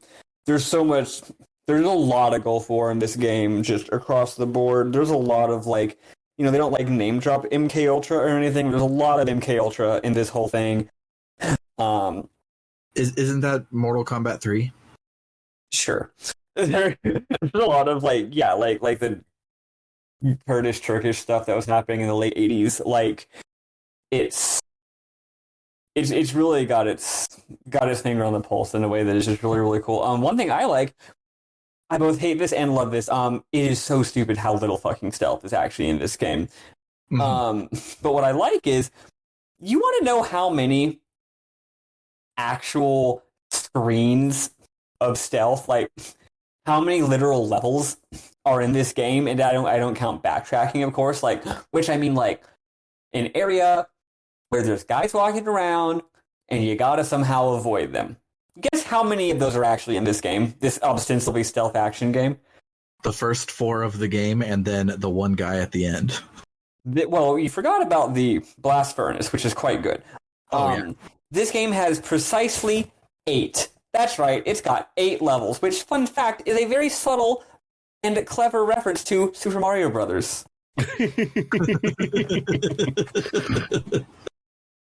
Okay, have I let that cook for long enough to reveal that I am, in fact, making that up? Yes. I just wanted to make sure. I don't know, Kojima's a weird guy, but I just want to make clear that I did make that up. That's not nearly 8. stupid enough a reference. Yeah. That's something that I can't imagine, making a video game where you decide to make it have 8 chapters instead of 7 explicitly to reference Super Mario Brothers. That would be silly. That'd be because chapter 7 was too long. Yes. Um, And if you did make that game, I would hope that it would disappear forever and no one would be able to see it. That's so right. that no one would know. That's right. Anyway, do we have any more memorable moments? I've been holding on to that joke for literally a month. Good for you. Good joke. Yeah. My other memorable moments, I wrote the notes, so I got to squeeze them in. So the Liquid speaks as if he's doing a PowerPoint presentation. Like, he really does. It never stopped tickling me pink. Like, Well, I've been scrolling through the script and I just found something that I found funny. Liquid goes, "Have you ever heard of the asymmetry theory? Nature tends to favor asymmetry. Those species which have gone extinct all show signs of symmetry. The genome soldiers suffer from the same problem, signs of symmetry. So do I, as do you." And then he doesn't explain what he means by showing signs of symmetry. no. Yeah, it's definitely just Kojima or somebody else like read a thing and didn't really get it and decided to put it in the game.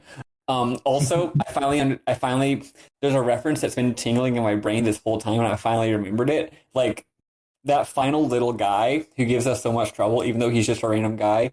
I realized that what he was reminding me of. He was reminding me of Marauder Shields. Yes. Mass Effect 3. Fuck Marauder Shields. Yeah, he's the Marauder. He's the original Marauder Shields. I'm not gonna. If you don't know what that is, just look it up. It was a really short-lived, very weird meme about a really, actually good game, but the fact that Marauder Shields became such a meme is tied to the reasons why Mass Effect 3 is stupid. If Mass Effect 3 wasn't stupid, Marauder Shields would not have become a meme. Let's put it that way. One other memorable moment I had is I was watching the credits and I was like, wow, video games used to be made by way fewer people. They sure did. Because you watch the credits and everything is like Hideo Kojima, Yoshikazu Matsuhana, and like 3 other people. Tomokazu Fukushima, I think, is one of them. I'm looking at the credits now and just trying to pick out all the ones that I noticed come up a million times in the credits for a million different roles. Yeah, so things definitely used to be that way. Yeah, and it must have been really difficult. And I didn't realize that Yoji Shinkawa didn't just do like character designs and promotional art and stuff. Apparently, Yoji Shinkawa also did like storyboards and stuff. Oh yeah, absolutely. Very, very, very, very, very well. I would say like this game's, it's like cinematography like doesn't like hold up as well as if it was like a movie, you wouldn't be like, man, that movie had great cinematography and directing, but like. It's got a very distinct visual language that it sticks to for its entirety, and it's very effective. Mm-hmm. Also, considering they were kind of inventing this from whole cloth, because games weren't doing this yet. Mm-hmm. Oh, another thing that I noticed last night, and I forgot until just now as I was looking through the credits along with Bernard just now. But when the movie unit, the live action footage unit credits start, it instead of being a black screen is now live action footage that they gathered for the thing, and there's like shots of polar bears and nature and shit going underneath the rest of the credits just cuz, and it's great. Oh yeah, this game, I really like this game's use of stock footage, FMV. Like he'll be like, have you ever heard of the super baby method? And then it'll like have stock footage of like some scientists doing like shit with petri dishes, or like stock footage of like nuclear missiles launching, or like polar bears, nature. Oh yeah, none of us mentioned the lovely song that plays at the end. Mm-hmm. The credit song is a song in some other ass language. I don't know what. I don't know. I forget which one. Anyway, it's a gorgeous like Gaelic. That's right. I kind of thought it was Gaelic, but I didn't want to say it because I don't know shit about shit. Neither do I. Yeah, it's kind of like a Gaelic ass sounding like folksy song, and it's called "The Best Is Yet to Come," which is an interesting name for a song. I mean, you wouldn't know that unless you like looked at the. I guess in the credits it has like music credits, sung by Rika Muranaka, I think. And it's just a beautiful. Written by Rika Muranaka and is sung in Gaelic by someone with a Gaelic name that I don't know how to pronounce. That's what I was thinking. I was like, wait, I have this name in my head, but I feel like this Japanese one probably wouldn't be singing the song that's in Gaelic. Okay, well, written by Rika Muranaka. I think it's a really beautiful song. Mm-hmm. Also, tonally, totally different from the whole game is like heavy, like moody industrial music. Mm-hmm. It's got lots of like choirs as well, like heavy choirs and electronic stuff. So to end with these beautiful shots of them out in nature and this beautiful sort of like Gaelic ass song, like it's really cool, and I'm not exactly sure what's going on with it thematically besides that it's just neat. It's evocative, but I've never really thought exactly about in what way it's so evocative. Like it's not like humans versus like nature is like a theme of the game. Like humans are bad and we're destroying nature, like Chrono Cross. Like that's not really a thing in this game. So I don't know. It's cool though. One thing I want to point out, I was looking at the credits and I realized, most of these people are not the names that I know as voicing these characters. Like, they're mostly pseudonyms. Is credited as James Flinders, and I was like, that's not the name Cam Clark. Mm-hmm. So yeah, I tried to find just now why that is, and according to Wikipedia, it's reportedly this was done because the Screen Actors Guild's rules at the time were unclear regarding performances for video games. That's what it was. That's right. Yo, shout outs to SAG-AFTRA on strike right now. Get their asses. But yeah, Metal Gear Solid owns. I'm glad it finally clicked for me because it's always it was my older brother Bolivar has played 2 video games that I'm aware of, and they are The Legend of Zelda: Ocarina of Time and Metal Gear Solid 1 and 2. Came out the exact same year. Yeah, and that was the last time he ever played video games. And so watching over his shoulder when he played Metal Gear Solid 1 and 2 was like a formative part of my life, and I've always loved it in general and wanted to do it, but I just bounced so hard off of the controls for MGS1, and that's definitely not a series you can just start on the second one. Yeah. And so I'm glad I finally have gotten through it, and I'm excited to play the rest of them. Maddie Grace, do you remember how the first Metal Gear game I played was Metal Gear Solid 4? I don't remember that. I thought the two of us were already friends when you played the series, and you played none of them, and then I yelled at you to play them, and then you played them. That's pretty much how it went, except before we met, I also played Metal Gear Solid 4 on the PlayStation 3 video game console because everyone was talking about it, and I didn't get it. Yeah, that game because obviously I wouldn't. That game's already kind of not good anyway, but it's definitely not good if you haven't played the other ones. If you're interested in getting into the series, for the record, great entry points are the original Metal Gear. Only for real heads. It's clunky. It's cool if you like old clunky games. I love it. And it means you get to play the sequel, Metal Gear 2, which is actually great, but I wouldn't play Metal Gear 2 without playing Metal Gear 1. Great entry points. Metal Gear 1. Metal Gear Solid.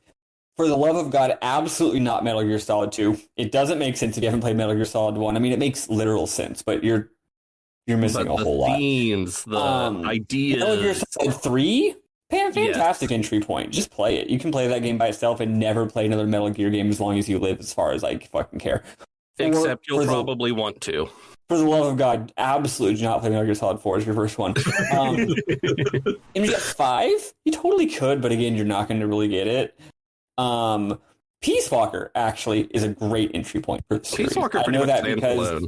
I know that because I have a friend who that was their first Metal Gear game was Peace Walker, which, I mean, we go, that's weird, but also kind of owns. And also it's like the first part of sort of the trilogy of Peace Walker, Ground Zeroes, MGS5, right? But yeah, so if you feel like playing Metal Gear 1, Metal Gear Solid, Metal Gear Solid 3, or Peace Walker, or if you really feel like it, MGS5, because of the memes or whatever, all pretty reasonable entry points, but the ones I didn't say, don't you dare. And not because like I'm going to be offended, it's you're not going to have a good time. Yeah. If you are like me and you have bounced off of the gameplay and you really want to experience these, after using it to watch to write my notes for the last couple episodes, shout outs again to Kefka Production on YouTube. They have their movie cut of this first one is actually phenomenal. It really evokes like playing the game in 4 hours in a way that a lot of game movies that are just the cutscenes don't. And he has I'm assuming he, for no good reason, but they have a movie for Metal Gear Solid and also for the Twin Snakes and for 2, 3, all the way up through the whole thing. So you can experience the series through Kefka Production, and judging of just how good this one was is probably a pretty fun way to do it if you absolutely can't wrap your head around the clunkiness of the gameplay. If you absolutely can't wrap your head around MGS1, then yeah, that movie's probably good. But I would say still give MGS2 a chance. Mm-hmm. Things get a lot more modern feeling and less clunky as soon as MGS2. So I would still give that a chance, see if you can wrap your mind around that, even if you couldn't wrap your mind around MGS1. I'm going to disagree with both of y'all. This is, again, quoting Tim Rogers' review of MGS4. If you only like to play Metal Gear for the gameplay, you'd be better off just playing Pac-Man. If you only like to play Metal Gear for the story, you're better off reading any book ever written. Or most movies.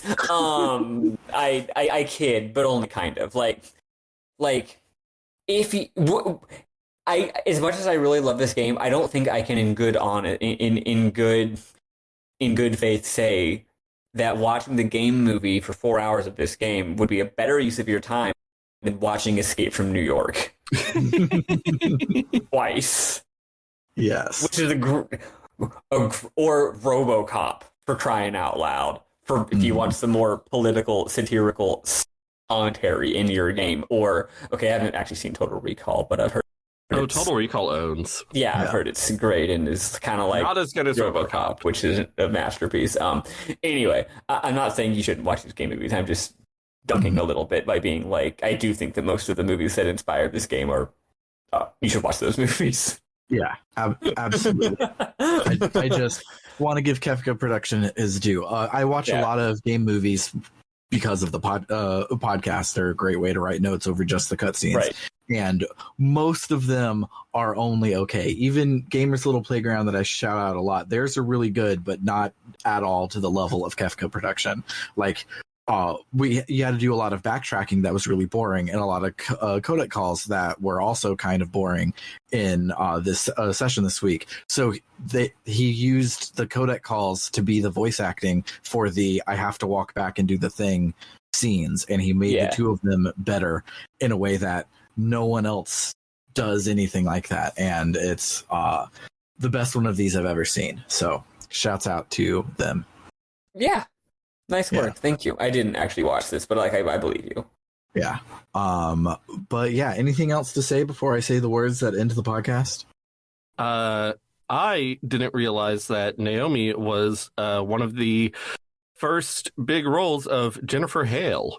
Yeah, who's one of the most prolific voice actors in the business. Oh yeah, actually, I have one more thing. Speaking of Naomi, okay, on one hand, it's like bilingual bonus. You would have figured this twist out ages ago if you realized that Jaeger is German for hunter, because Gray Fox is Frank Jaeger and Naomi is Naomi Hunter. Except, here's the thing, that doesn't make any fucking sense because she's not really Naomi Hunter. Yep. So that doesn't even make sense. I never thought about that. It's just a coincidence. Like, this lady who is Frank Jaeger's sister coincidentally impersonated someone with the name Hunter. Mm-hmm. Yep. That's also, silly. Since they're not technically related, it wouldn't technically be incest if they fell in love and you got some Hunter x Hunter fan fiction. Oh my god. It's pronounced Hunter Hunter. I know, shut the fuck up. I know, shut up, I'll kill you. But yeah, I hate when I see a Japanese thing with an X in the middle of the title. I don't know. Is that Hunter Hunter? Is that Hunter X Hunter? Is that Hunter Cross Hunter? I don't know. I'm so scared. Shin Megami Wait, no, what? Street Fighter Tekken? Is that how it's pronounced? Mega Man Cross Zone. You know, in Japanese, actually, it's not called Mega Man X. It's just called Mega Man. Yeah, the X is silent. My girlfriend's really mad at me. I need to go. So yeah, that'll do it for the week. If you like what you heard, you can head on over to www.rpgbook.club.